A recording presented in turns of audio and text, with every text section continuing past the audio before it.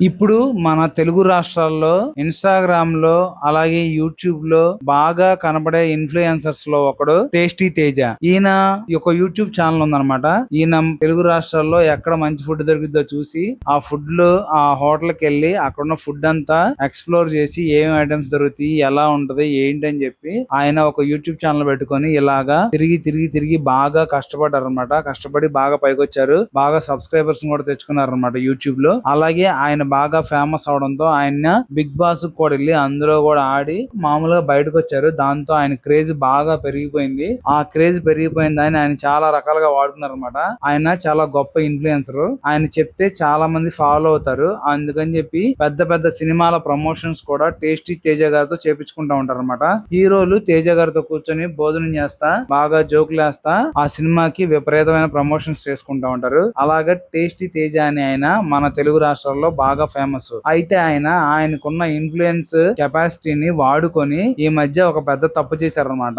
అదేంటంటే betting apps ని promote చేయడం. ఆయన బెట్టింగ్ యాప్స్ ని ప్రమోట్ చేయడం వల్ల చాలా మంది ఆ బెట్టింగ్ యాప్స్ ని డౌన్లోడ్ చేసుకొని వాటిని ఆడి లక్షల్లో పోగొట్టుకొని చాలా మంది బలవన్ మరణాలకు కూడా పాల్పడ్డారనమాట. అలాంటి పని చేయడంతో దాని మీద కేసు అయ్యి ఇప్పుడు పోలీసులు ఇలాగా బెట్టింగ్ యాప్స్ ని ప్రమోట్ చేసిన ఇన్ఫ్లుయెన్సర్స్ అందరికి కూడా నోటీసులు ఇస్తా ఉన్నారు. దాంట్లో భాగంగా టేస్టీ తేజ కూడా నోటీస్ ఇచ్చారంట. నిజంగా అసలు టేస్టీ తేజ గారు అంత కష్టపడిన పైకొచ్చిన వ్యక్తి డబ్బుల కోసం ఇంత కకృతి పడాలా? ఆయన కష్టపడితే మంచిగా ప్రమోషన్ చేసుకున్న సినిమాలకి, బట్టలకి, అలాగే వేరే వేరే ఐటమ్స్ కి చాలా రకాలుగా ప్రమోషన్ చేసుకోవచ్చు. అది ఎవరికి హాని కలిగించదు. కానీ ఇలాగా హాని కలిగించిద్ది. చాలా మంది జీవితాలు నాశనం అవుతాయి. కొంతమంది ప్రాణాలు కూడా బలి తీసుకుంటదని చెప్పి తెలిసి కూడా వాళ్ళు ఇలాంటి బెట్టింగ్ యాప్స్ ని ప్రమోట్ చేయడం అనేది మాత్రం చాలా పెద్ద నేరం అన్నమాట.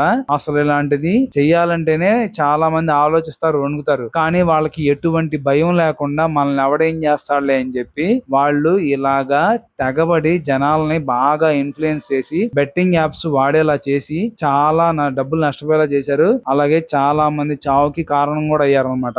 ఇదైతే మాత్రం క్షమించరాని నేరం. ఖచ్చితంగా టేస్టీ తేజ గారు పోలీసుల ముందు అటెండ్ అయ్యి ఆయన ఏ ఉద్దేశంతో దీన్ని ప్రమోట్ చేశారో, ఎందుకు ప్రమోట్ చేశారో, ప్రమోట్ చేయడం వల్ల ఎంత డబ్బు సంపాదించారో అవన్నీ కూడా లెక్కలు చెప్పి ఆ సమస్యని ఖచ్చితంగా పూర్తి చేయాలన్నమాట.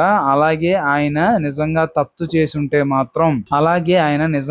చేసి ఉంటే మాత్రం ఖచ్చితంగా ఆయన్ని కఠినంగా శిక్షించాలి. అలా చేయడం ద్వారా అన్నా సరే తర్వాత తరాల వాళ్ళకు కూడా అర్థమైంది ఇది చాలా తప్పని చెప్పి అప్పుడే ఎవరు దాని జోలికి వెళ్లకుండా ఉంటారన్నమాట.